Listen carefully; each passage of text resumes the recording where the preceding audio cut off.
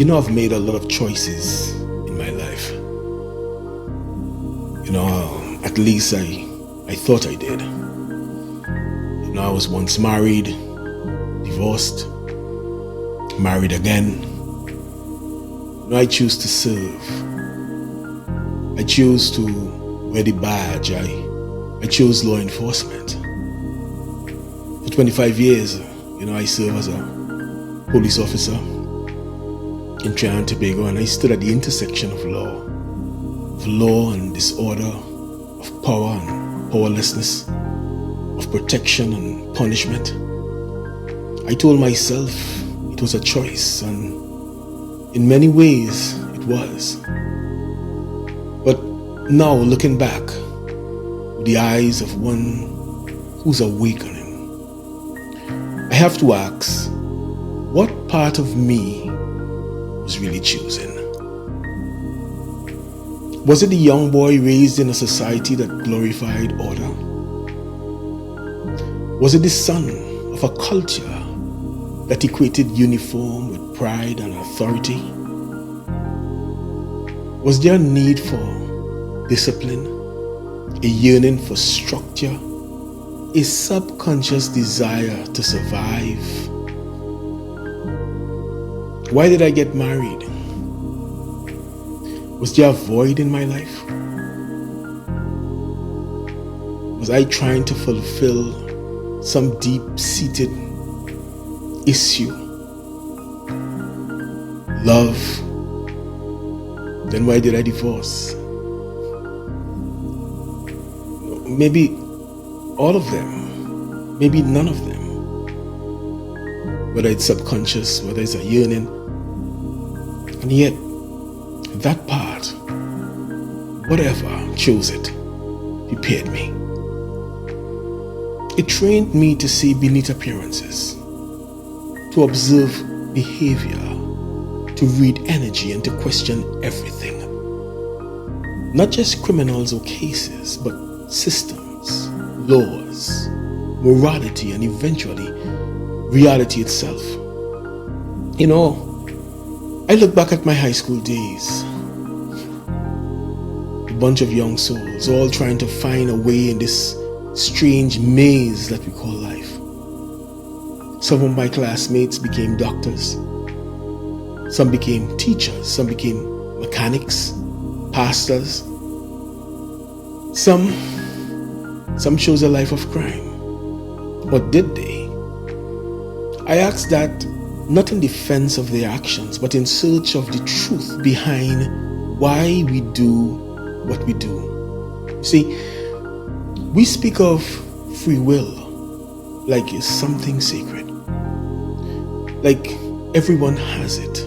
But how free can a will be when it's shaped before it's even conscious? How free is a man who grows up in a household of violence? How free is a woman who never knew what love felt like and only existed or lived in survival mode? How free is the child whose neurons were wired under fear, whose choices were muddled by dysfunction, whose dreams were crushed before they could even take shape? Let's be honest with ourselves. The vast majority of our choices are made by parts of us that are invisible. We are born with genetic coding, the way our brain fires, how our hormones regulate, whether we lean toward calm or lean towards chaos. We don't choose that. We're born into a context, whether it be race, religion, poverty, or privilege, a country at war or at peace. We don't choose that either. We're shaped by conditioning, through culture, through media, school, trauma, language, tradition. All of it carving grooves into the mind, creating reflexes that look like decisions. By the time we're 5, most of us are already set on a trajectory. The rest of life becomes reinforcement. We think we're choosing, but really, we're just reacting from what we've been told, what we've been shown, or what we've been denied. But here's where it gets deeper. Because if all that were true and there were no redemption, no real choice, then life would be a script already written. But something in us, some ineffable thing refuses to accept that. That something is awareness. Not intellect, not knowledge, awareness. The ability to observe what's chosen, not just what is chosen. The space between impulse and action. The sacred pause where soul begins to whisper above the noise of the world. And that's the turning point. For me, that awareness didn't come overnight. It was slow, burning discontent with the surface of things, with the script, with the lies, with the laws. I began walking the path of the esoteric, not to escape, but to remember, to pierce the veil that society and science and even religion had placed over the soul. And what I found was both terrifying and liberating. That I had never truly chosen anything. Not until I started questioning who was actually doing the choosing. Was it my ego, my fear, my trauma, my need to be accepted? Or is it my higher self, my soul? The part of me that remembers before I was born.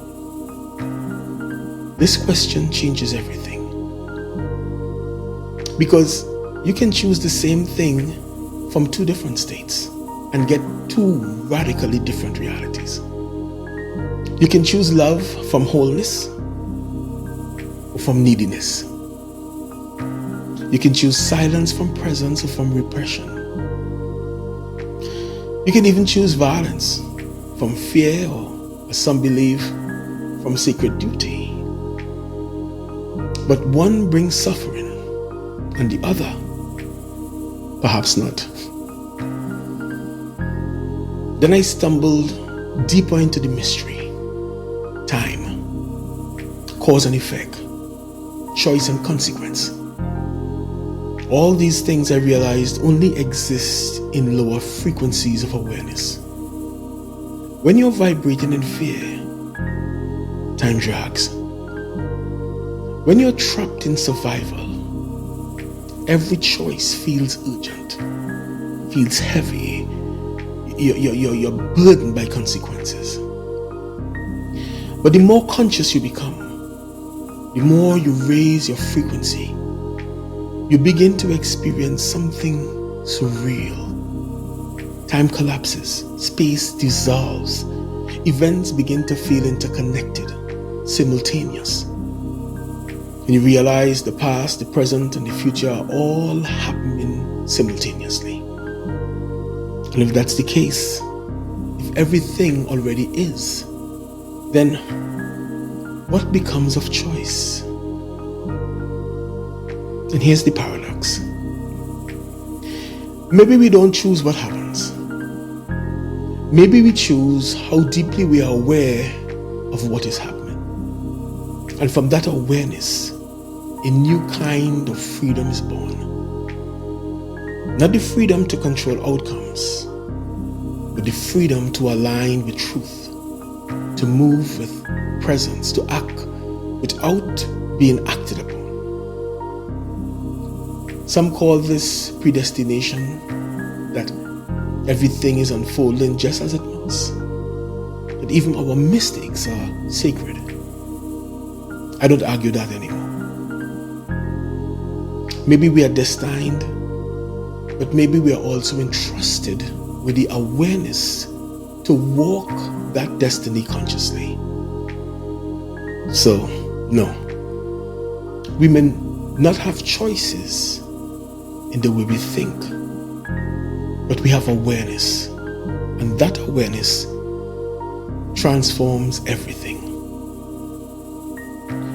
To the unawakened, life is happening to them. To the awakened, life is happening through them. But to the fully present, there's no happening, only being. So do we truly have choices? Only when we are conscious enough to know what's choosing. Because at the end of the day, the question is not, what should I do? But rather, who am I being in this moment? That is the only real choice we ever had. And for those who can see it, it's more than enough. Have a blessed one.